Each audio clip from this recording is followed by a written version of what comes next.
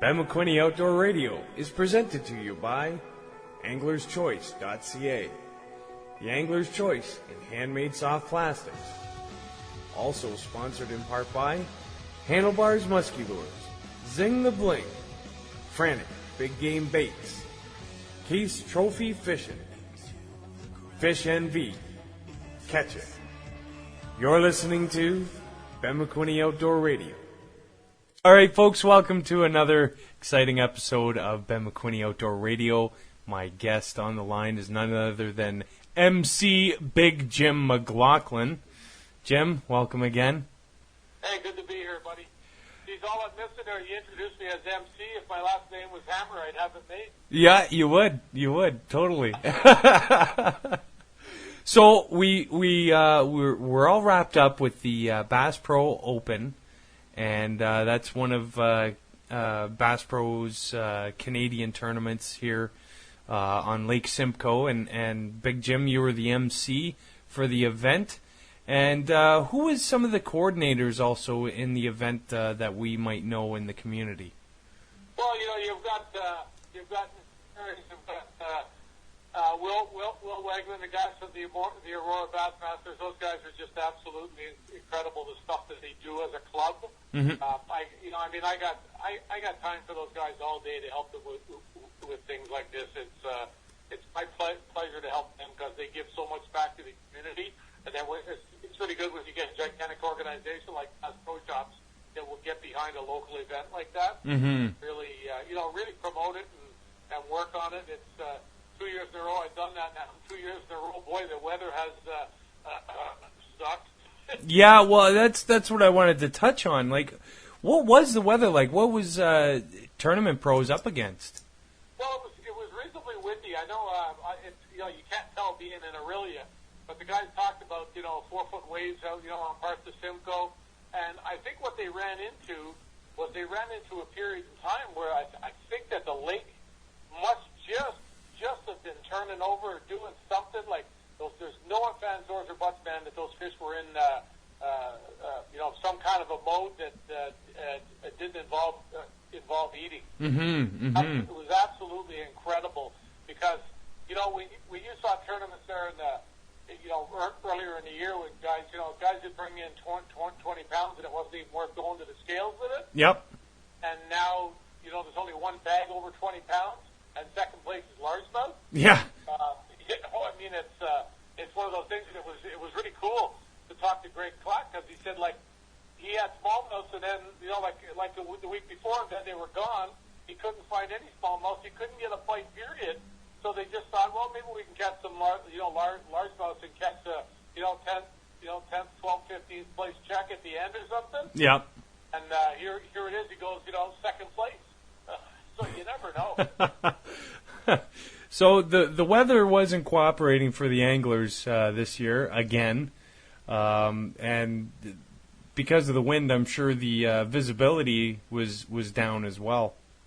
Yeah, there's no way you'd be able to see the fish. Any of the fish if you were going to fish shallow, and the temperature. I don't think the temperature broke about 8-9 degrees all day, and you get a breeze on that. And then toward the end of the day, man, it poured so hard. When I was headed back down there south after the event was over, those fields that are along just before you get to the turn to go to Lindsay, yep, those farmers' fields there just south of Aurelia, man, it rained so hard. Those fields were not dry, but basically, they didn't have any puddles in them, 20 hours before when I drove up there, and here you're driving home Saturday evening just before dark, and you could have drove a bass boat around in these fields.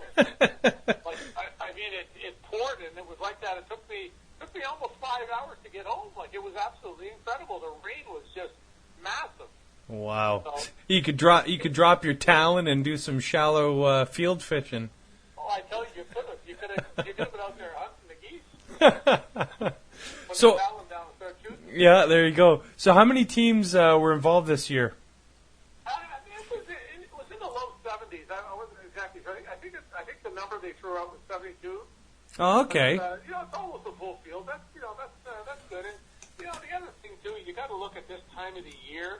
A lot of the guys that would be fishing up there, a lot of them are hunting, which thing they have to compete with. And, guys don't get to hunt all year, so when they get at it, they're pretty serious about it. Yep. But the other thing is, too, and too, man, by the end of the year, the guys are tapped out financially in some cases.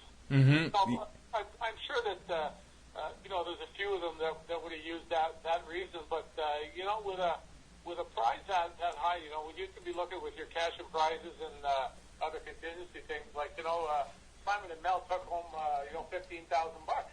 Wow. Good for them. Yeah, that's a pretty good one day. And then Greg Platt and his partner, they took home with all their contingencies and the Toronto thing and everything else, they had $9,100 for second place.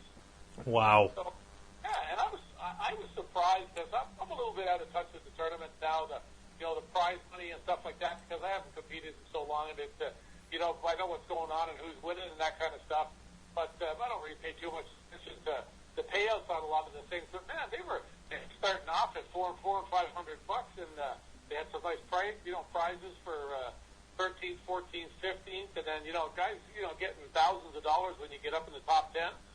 That's a really, really good prize structure. Yeah, it is, especially for our Canadian tournament series as well. Yeah, because it's, let's face it, it's a much smaller scale thing, but it's that's why we have to talk about that. And I was talking to some guys the other day, and the guy says to me, Ben, he looks at me, he goes to me, I had a great year this year, Big Jim. He said, like what, $9,000? I said, well, geez, that's pretty good. And I said, so how many tournaments did you fish? He said, 16. 16. Said, so you fished 16 tournaments. Okay, that's good. You had a great time. So you split the money with your buddy. There's $4,500. You pay your entry fees. Okay, so how much did you really lose? Yeah. I mean, Yeah. For sure. It's one of those things that's a reality. But, a lot of the guys, most of them would be going fishing anyway, so what the heck, So Yep. they've got the boat. They've got the truck to pull it. They've got the time. They've got the disposable income. So, a lot of the guys, it's just a competitive thing. They don't have to be winning. Mm-hmm. It's really cool when they get a check for a lot of them. Yeah. But that's really secondary. It's the competition and everything else. The comradeship that goes along with it and all that stuff. That's what these guys thrive on. I mean, I've been there and done it. Yep. So always had an excuse, if you had a bad day. Yeah. Oh, but it's okay. We had a good dinner. Oh, the banquet was wonderful. I know that's one thing that Tom Brooks from Shimano always used to say. He says, well, you'd go out there and you'd practice, and, you'd practice for a couple of days. You'd have a couple of really nice dinners, and you'd catch a few fish. And then on the weekend, we'd go out, catch no fish, come to 58, but we still had really nice dinners. Just to go out, that was their deal. It was just an excuse to get together and go out for a dinner and a couple of beers, Yeah. Well, I was following along a little bit of some of the posts and whatnot, and I'm not sure who it was that said, but somebody put, "Where's all the pros?" And I kind of thought, you know what? For our Canadian sport fishing industry, especially our competitive anglers that we have, our tournament pros like Derek Strube and Simon and Mel and Carrie, we have our pros. We have a plethora of Canadian pros, and there was a good chunk of them that showed up and showed their support to the BPS Open. So, if you're looking for pros, that's one tournament next to the B1 and the Renegade Bass Series that you're going to find all Canadian pros at. Yeah, there was a lot of guys there too that just had terrible days and got no fish and didn't weigh in either. Yeah, and that's the other one. That happens. I mean, there was guys out there that really good fish. But I think one guy, when he says something like that, what he's thinking of the TV guys is what he's thinking. So, it's just one of those things. It's a question of how many tournaments can you fish, Yeah, exactly. I saw that comment, and I thought that. I looked at it and thought to myself, well, geez, a lot of those guys would be, what the Canadian industry, would put forward as pros.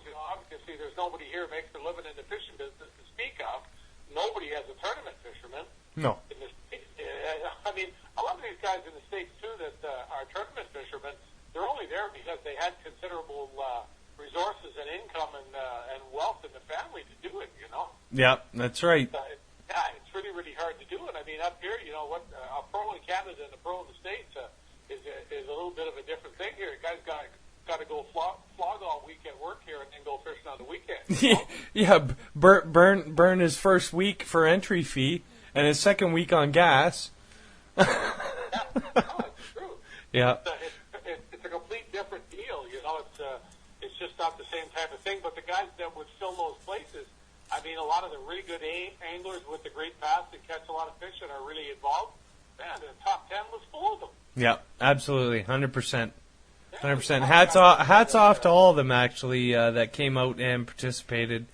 I think I already posted my thanks to all the coordinators and to BPS and the teams that showed up. So, folks, if you're looking for pros, we got them. You just got to show up to the BPS Open or the Renegade Bass Series, or, you know, we have our pros. Just because some of them aren't on TV doesn't mean they're less professional than the ones you see on the shows. They've just made their quan, and they've decided to get out of the run and gun scene. Yeah, well, I tell you one thing. I know when I did it, it was one of those things that I was trying to do it for a living. Yeah. And it just eventually, I mean, I was really, really lucky that I was as successful as I was, and it gave me some stepping stones to get going and do some other stuff. Oh my gosh, somebody's trying to get in on the other line here, but yeah. I said, well, you know, when I quit, I had one more tournament than anybody. I had one more money, everything, the whole deal, and I get out of it while I was ahead, you know. Yeah. Oh, absolutely. And the thing is too, like, I've always played with the idea of joining a bass club and doing the circuit, but it's like, I look at it, it's like, holy cow, well, $300 a non-boater, and that's my entry fee, plus gas, plus. I said, forget it. I'll just show up to the event. Considerable, you know, wealth or income. I mean, I know so many guys, they're younger guys, they don't have a family yet, they only have a girlfriend, and you know, they work, they flog all weekend, whatever they do, they bust their butt. They get their paycheck on Friday afternoon. They head out to the tournament. Yep. And they drop the paycheck at the bank and hope there's enough on the credit card to keep them going through the weekend. They come away with a check. You know. Yeah. Yeah. Man, it's not all glory like people think it is. There's a lot of weekends when I was doing it that I came home and it was a long ride home because I didn't have any money. I didn't know what to do. Yeah. Like. lot of washing dishes on the road, eh?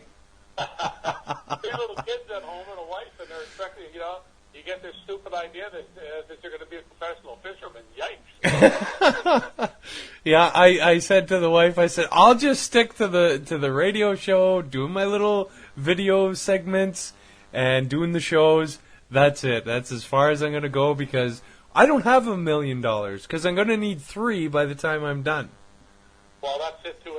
People always say, you know, it's really easy to have $1 million in the fishing business. Just be sure you have 2 when you start. You know. Yeah, exactly.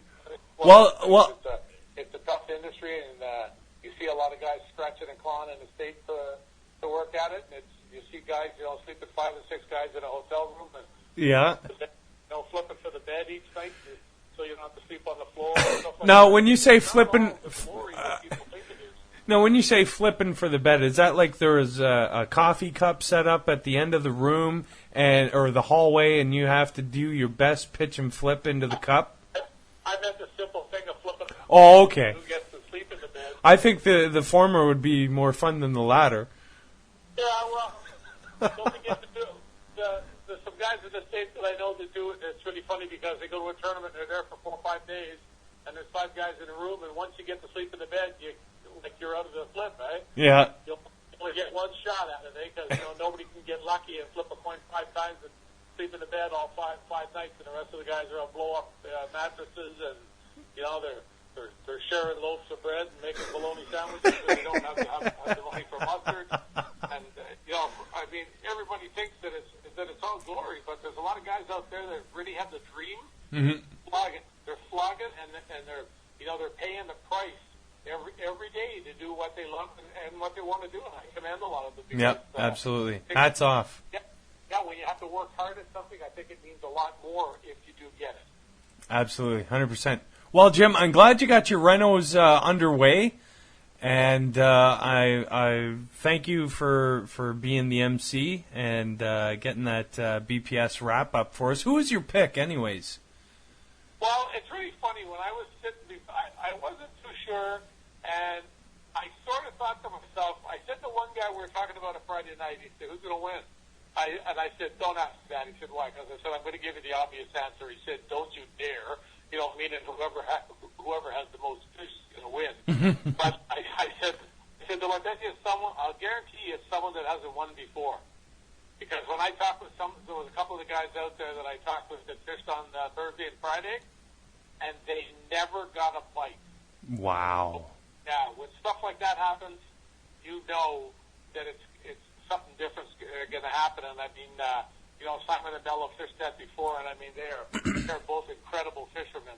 And it was the high point of the whole weekend for me was not just being invited to do it and getting to do it, but I'll tell you, Ben, the high point for me was to see a husband and wife team win together. I thought that was just absolutely incredible. Just made the weekend. Yeah, absolutely. I got all warm and fuzzy inside when I seen Simon and Mel with that big trophy. I was like, yes!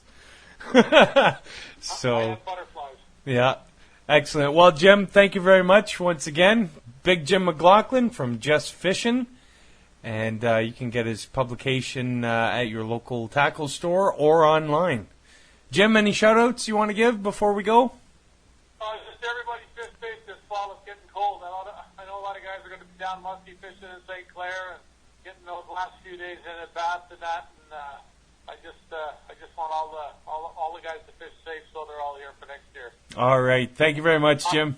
Thank you. Take care. That was Big Jim Mcglaughlin of Just Fishing with Big Jim Mcglaughlin.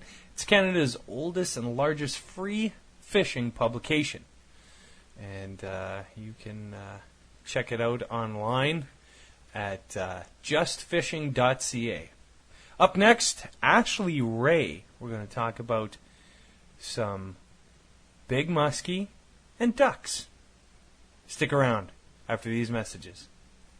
Hey gang, Extreme Angler TV and all of the lake resorts are teaming up once again to bring you another fantastic prize vacation. Stay tuned right here for more updates. And also, like All of the Lake Fishing Lodge on Facebook to keep up to date as well. Tight lines. We are Rob and you're on the water with the Bassasins.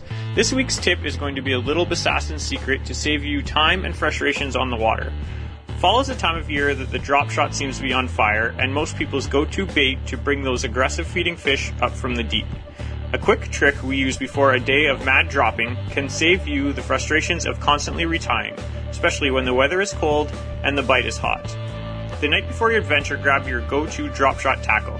Cut your line into your desired lengths, polymer the hook to the middle, your drop shot weight to the bottom, and the top a quick perfection loop. Done and done. For a little extra organization, we stick the hooks into a piece of cardboard and wrap the line around. On the water, attach a snap swivel to your braid, and you are all ready for a relaxing and productive day on the water. When you need a new rig, just attach the snap through the loop at the top, a quick 2-second switch out, and no cold finger tying. So the next sleepless night before an adventure, take a little time to tie up your drop shots in advance. You won't be disappointed. Until next time on the water with the Bassasins, right here on Ben McQuinney Outdoors, tight lines. Hey Ash, how you doing? I'm good. I'm at the grocery store. Are we doing groceries together? Yeah, well, actually, you're late because I'm already done. Oh, okay. Darn. What did I Got miss? the barbecue sauce Uh-huh. and my goose that I cooked in the slow cooker all day. Oh, that sounds yummy. You'll have to give me the recipe after we're done. I will. Awesome. You Awesome. mind? What's that? I used to shoot goose and duck with my buddy Wyatt back in Elliott Lake. So, but I haven't been in a while. I have a lot of fans and friends out there that want me to go hunting with them. It kind of makes me nervous, though. Why they want to take me hunting? Fun. It is fun. Cool. It is fun. I've seen you've been practicing. Yeah, I had my first hunt on Saturday, and I shot a duck, and then on Sunday I shot 4 geese. That is awesome. Awesome. So you like it? I love it, and Yeah. it's weird. It's hard to know if you'll like it or not. Like, it's hard to imagine liking it because of what it is, but it just happens. It's crazy. Like, it's just so much adrenaline goes through you, which you know. Yeah. But it's just weird. Now, you've never done that sort of thing before, have you? I never have. Is that what you said? Yeah. No, that was the first time. I went on a hunt with other people just to see what I thought of it, and it was so exciting. And I just watched, and it was so exciting. So then I wanted to do it. So I got my license and everything in 2007. Mm-hmm. I just hadn't gone until now. Wow. So how did you feel when you dropped your duck? Like $1,000,000. Really? Yeah, I felt good about it. It's not like a sad feeling. It's like, there's a lot of work, and I'm new at it, and I shot it on my first shot, so I felt so good about it. Yeah. Yeah. Awesome. Because shooting range a few weekends ago too. Because some people get that, the best way I could describe it is buyer's remorse after they drop an animal. They're like, oh my gosh, what have I done? And the thing is, though, it's part of the natural cycle of things. We've been hunting since the dawn of time. It's how we fed ourselves. Yeah, It's just that technology I didn't feel that way. has changed, so. As an angler, it's the same thing as keeping a fish. I mean, Yep. except the animal that you shoot Yep. dies a lot quicker if you shoot it properly. There you go. So that's how I feel. Perfect. So, PETA, Ashley don't care what you got to say.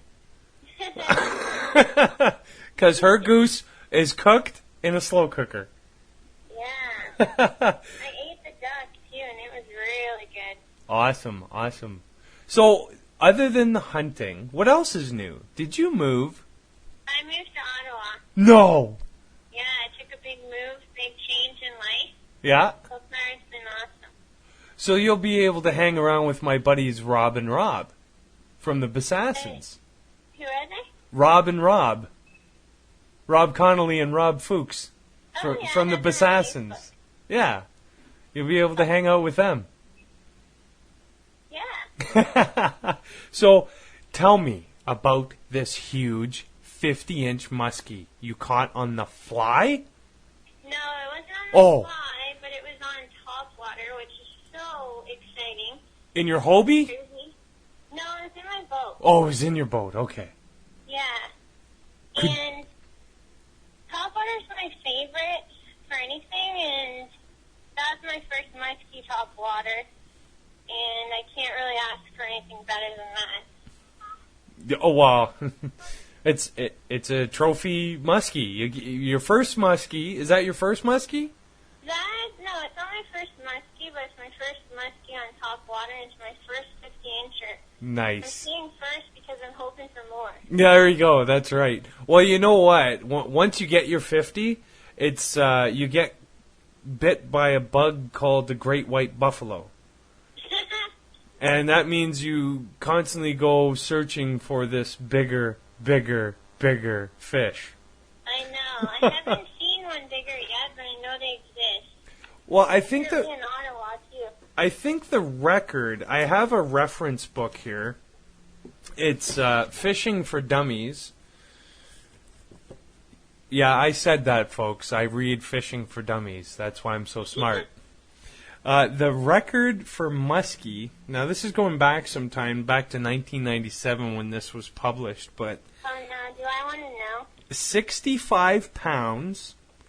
And I knew about this. Yeah. it was Blackstone Harbor, Ontario on October 16th, 1988. Crazy. So, but there you go. So if they can do it, you can do it. And I can't wait till you do because that'll be fantastic. So what did you move to Ottawa for? I moved to Ottawa for personal reasons. Okay. Fair enough. That's no. Fair enough. And how's Captured going? Captured is great. It's airing in next month on November 19th at 9 p.m. on the World Fishing Network. Uh-huh. And it's a 1-hour ice fishing special. Awesome. Well, I've had some changes happen. We moved also to a new house, and I have my video studio downstairs. And I was going through all my reference material, and I came across this Bassman magazine with this girl on the cover and some scribble. And I was like, hey, I know what I'm going to do with this. So I'm getting it framed, and I'm putting it in my studio on the wall. Aw, that's sweet. There you go. So you're You made me cry. you're part of the archives. You guys made me cry when you asked me for my autograph, because that was the first time anyone did, and that was a really cool moment. And seeing you guys every year at the trade shows is really awesome, especially seeing Ty and seeing how much he grows every year, because I saw him first when he was a baby. Yeah. And now he talks and he knows who I am, and it's just amazing. Well, you're going to see a lot more of Deb now because, as you know, she's a Berkeley ambassador now. So her I didn't know that. yeah, she made the pro staff there for Pure Fishing. So she'll be in one of the store booths at the upcoming shows. So she doesn't get to wander the floor anymore like I do. She'll be stuck. Well, it's She'll be nice to stuck go on to the working. floor, honestly, 'cause Yeah, it's great being on a booth, but then you can try to see everyone at the same time. that's true. I'm Absolutely. not sure what shows I'll be at this year, being that I'm in Ottawa now. Well, hopefully I'll see you at the Carp Show. Yeah, I've heard about that. And, a few years ago I thought it was like an actual carp. Yeah, so did I. I didn't know carp was a place. But Yeah. I'm sure I'll check it out. I've heard it's a good show. Awesome. Well, Ashley, thank you so much for giving us that update about that muskie and its topwater. What were you using? Top secret. Oh, come on. Okay, message me after. We'll see. I haven't told anyone. And what's your next plan of attack for hunting? Hopefully Saturday. Yeah, and what are you going for? Geese. Geese again? Yeah. Well, I remember the goose population in Sault Ste. Marie exploded to the point where they closed Bellevue Park and opened it to the hunters, and they were extending the limits, I think, Oh, wow. by a half or an extra full limit per hunter. Yeah. So it's good that, here's an extra person. Population control. Yeah, extra person helping with the population control. And that's why, folks, it's so important not to feed the geese and the ducks at the parks, because they won't leave, and Ashley won't get to eat them. Well, there's no shortage. That's true. As a bonus, it's organic, so... Absolutely. As long as you get the ones furthest away from town. Well, Ashley, it's always a pleasure. Thank you so much for stopping in and chatting with us. Thank you. I'm sure I'll chat with you again soon. All right. You take care. You too. Ben McQuinney Outdoor Radio is brought to you by AnglersChoice.ca, the Angler's Choice in handmade soft plastics. Also presented to you by Handlebars Musky Lures, Zing the Bling, Frantic Big Game Baits, Keith's Trophy Fishing, Fish NV Guide Service, and Husky Musky Leaders. You're listening to Ben McQuinney Outdoor Radio. All right, folks, welcome back. My next guest doesn't need any introduction because she is the better half of the championship team that took first place at the recent Bass Pro Open on Lake Simcoe. My next guest is Melanie Frost from Frostbite Tackle and Guide Services. Melanie, congratulations and welcome to the show. Oh, thank you so much. So, has it sunk in yet? Absolutely not. It still seems 100% surreal. Wow. So, was there a point where you and Simon felt like, we got this, let's go weigh in? Or was there a point where it was like, oh my God, are we even going to make it? Well, I think the first 3 fish, after we lost the first 3 fish this morning, we kind of thought, well, you know what, we just lost 3 big fish. We probably just gave away the tournament. And then over the course of the day when we caught more, and then we were able to call some fish out, it was, well, we got 20 pounds. You know what? We're going to be up there. We're not going to, we'll probably cash a check, but we're not going to be, and anywhere near the lead because of the 3 fish that we lost. So it was, we were kind of disappointed.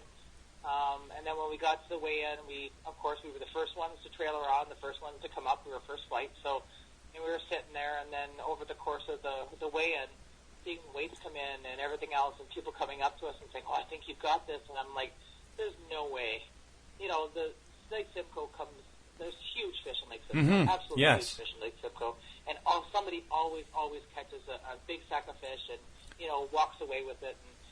And for us to actually be the team that did that, it just doesn't seem real. Now, what was your tactics? No, wait a minute. Let's back up. Jim and I talked about weather. Weather was a big factor out there, and he said something came in, and the fish were weird. It wasn't like they were acting as if they were on a feeding pattern. They were just on some strange pattern. Can you explain what you and Simon were experiencing out there? Well, I think mainly the weather that has played a huge factor in the last month or so, with the weather dropping and then the weather coming up again, with the wind being out of the southwest, which is not normal for that time of year. The lake has not turned over yet in any means whatsoever. It was in 55 degrees in some areas, as low as 53. That is not when your lake's going to start turning over. It's going to get a little bit lower than that. So I think the fish were just put off as much as we were. They really didn't know where they were going, or they weren't setting up anywhere. You found pods of fish that weren't feeding. You had bait fish in shallow, so the fish in shallow were completely full. All the gobies were at 40 feet of water. So I think all that just played a huge role into where the fish were and how you're going to get to the bite. What you're going to. It really depended on what you used. Because we tried drop shot. You know how me and Simon love to go to our great group drop shot area, and we couldn't get a fish on a drop shot. Period. Nothing. Wow. And it was all tubes, and we had to fish it a certain way, with a certain color, and then over the course of the day, they stopped biting that color. Then we went back into our arsenal, found another color, and they were going. So we just happened to put the right baits on and the right colors, and got the fish to go again. So. But it was very, very difficult to figure out what these fish were doing because they just weren't set up anywhere. So nailing down a pattern was precedent in that tournament. Absolutely, yeah, absolutely. But see, guys were out there pre-fishing and trying to set up patterns, finding fish, but trying everything in their arsenal to try to get to the bite, and they just wouldn't go. And I think it just happened to be that Simon and I were at the right spot, the right time, throwing the right color, and everything else that just came into play. Awesome. Well, Mel, that's the one thing that I've said before is when you go out pre-fishing, you get on fish, you pound the hell out of them, and then when it comes time to tournament time, you go back to that spot that you marked. They're not there. Why? Because you beat them up. Joe Blow behind you came in, saw that you were beating him up. He came and beat him up, And so those fish will move out of an area like that, and depending on what you were using, they kind of get wise to it. And especially when they're not in any kind of a set-up pattern or like the lake get turned over. Because, once the lake turns over, these fish are really starting to get into the feed because they know that there'll be colder weather coming. Yeah. They know that they need to bulk up for the winter. They know all this is going to happen. So I think the lake not turning over, these fish really didn't know what they were doing. Because of the fact that the water temperature was still, plus 50, and everything else. So I think that was a huge factor. But beating up your fish and pre-fish, you should never do that.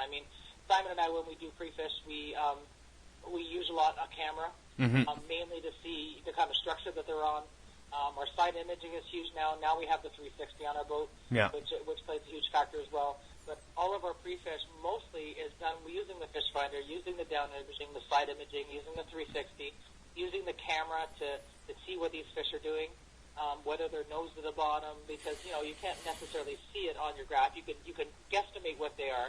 True. And see how far off the bottom they are, if there is anything that's keeping them there.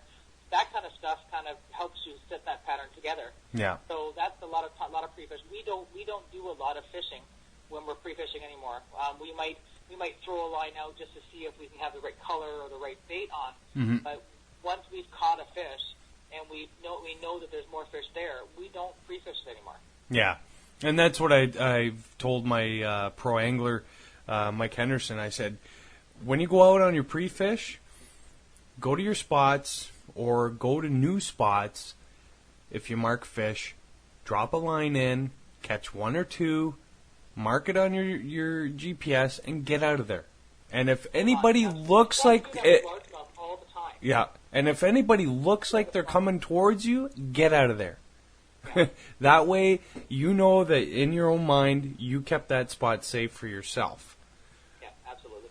So, moving forward, so it was a tube bite, and any particular brand of tube that you guys were using? Was it Canadian by any chance? No, Phoenix Tubes. There you go. Another great Canadian lure manufacturer. Absolutely. And of course, with my frostbite jigs, of course. There we go. And you can find Melanie's frostbite jigs at most retail tackle stores within the area. I think. How many stores do you have now? I have a total of 12 that I carry with. There we go. 12 stores. So not hard between here and what's the furthest point out that you carry your? Oh, my furthest tackle store that carries my product is one in BC. There you go. So from Western Ontario, southwestern Ontario, all the way to BC. There you go. You'll be able to find frostbite tackle. So if you do have a problem, you can get a hold of me at frostbite@cogeco.ca. Yeah. I can send you in the right direction to the tackle store, or we can look at getting your price online with that as well. Excellent. Now, I have we all have different techniques for fishing tubes. What's your favorite way to fish it? Do you do a long bomb cast and just slowly kind of work it back to the boat, or do you do a halfway or? Primarily, yes.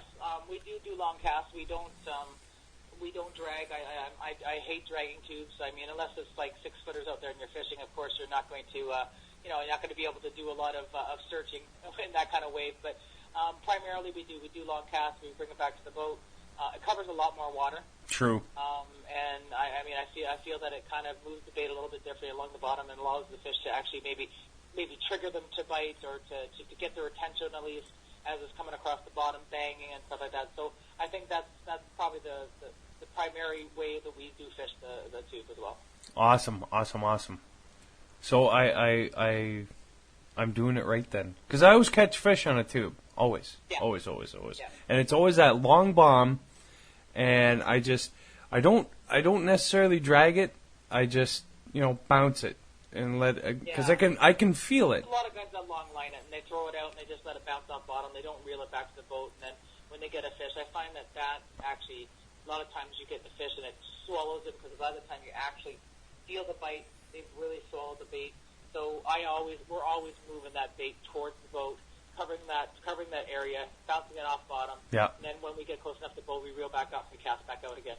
I just call it long lining. It's just a lot of guys that long line, like I said, they don't reel it back to the bottom. They just let it bounce off bottom, and by the time again they catch the fish, it's usually swallowed the bait right whole, because it's so far much line out there. By the time it takes you to realize you have a fish, that it's definitely swallowed the bait. So yeah. It's a little bit safer to do. Well, and it gives you an opportunity to cover water, and that's the name of the game is maximizing your time on the water. Even in a pattern such as using a tube, you still have to maximize your time and water, and work it. I do fan casts and just, I work each cast the same speed as the last one, and I know it's a little different in tournaments because the pressure's on, and that's the problem is you're against the clock, but it still works out. I do change my speeds though. I mean, depending on, if I'm long casting it and I'm bringing it in, I'm not getting a bite, I might start retrieving a little faster. I might do a quick retrieve or a nice little bump, or maybe take the rod off and everything else just really quickly, let it sit for a minute, then roil back again. Just kind of see if there's any fish in the area that I can kind of get them to notice there's something over there. It's just any which way you can get the fish to come over if you're not right on the nose of the fish, and I find that works as well sometimes. It's just, especially if the fish are really lethargic and they're not really, really aggressive. Mm-hmm. Anything you do to get them to trigger it, to make them realize that, hey, there's something over here, let me investigate. And then, of course, you reel it back again, and then they say, okay, well, I want this, and away they come, and they get it. So it's just another way you can kind of retrieve, and a slow retrieve is great, but sometimes you have to, do something a little erratic just to... Yeah, exactly. Absolutely. And plus with the season changing how it is, like you mentioned, the fish become lethargic, and you literally, because their strike zone becomes so small, and during the transition from summer to fall to winter, is they get lazy and they're like, well, it's an inch outside my zone, so I'm not going to bother with it. But if you do the things that kind of get their attention to come out of that zone, then you're into fish. Yeah. It's just getting them to react. I mean, that's the main thing what you want them to do. You want them to react to your bait, and a lot of times that's all you really need to get them to bite. That's fair enough. So, what's your favorite color for the tube? For tube, probably green pumpkin. Yeah, mine too. That's my go-to color. It's been my best friend on the hardest of days. It's produced, a fish when I shouldn't have never caught a fish on the day that, it just all factors were against me. Put on the green pumpkin, boom, done. Yeah. A lot of times too, you got to have the gold and the black flake in it, and then depending on what time of year, it could be red flake, it could be purple flake, it could be even a copper flake, depending on the type of year or what the foliage is or what they're feeding on.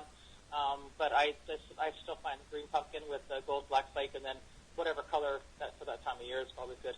Yeah. So that is a huge trophy, isn't it?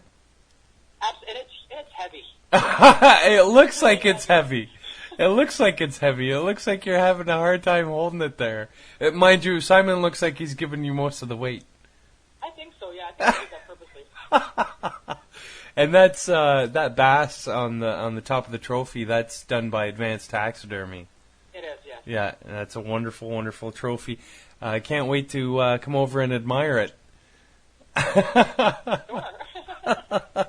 We don't get it though, unfortunately. It stays in the store, but yeah, it'd be great to be able to have our name on that. It's just a highlight. It really is. And it's the first time you guys have ever won this. Yep, we've ever won the Bass Pro Shows. We've come in the money. We've done well. Well, a couple of years back, we had 27.8 something pounds, and I think we came 9th. Yeah, I remember that. Yeah. And it was funny too because I'd asked Jim. I said, "Who was your pick?" He said, "Well, I got asked that during the tournament, and I said it's going to be someone who's never won it before." Yeah. So, well, Melanie, thank you very much for being on the show. And if you got any shout-outs, now's the time to give them. I'd just like to shake a shout-out to everybody that's involved in the Bass Pro Shops Simcoe Open. I mean, they work tirelessly to actually put this event on for everybody. And then you've got all of our sponsors. Like I posted on Facebook about my thank you to our sponsors. I mean, because if it wasn't for them, we wouldn't have the equipment that we need to actually be able to take the time to be able to catch those kind of fish. Absolutely. Folks, Melanie and Simon Frost, they are Frostbite Tackle and Guide Service.ca, the 2013 BPS Lake Simcoe Open champions. Congratulations, Mel, and thank you for being on the show once again. And thank you for having me, Ben. Take care. Take care. Ben McQuinney Outdoor Radio is brought to you by AnglersChoice.ca, the Angler's Choice in handmade soft plastics. Also presented to you by Handlebars Musky Lures, Zing the Bling, Frantic Big Game Baits, Keith's Trophy Fishing, Fish NV Guide Service, and Husky Musky Leaders. You're listening to Ben McQuinney Outdoor Radio.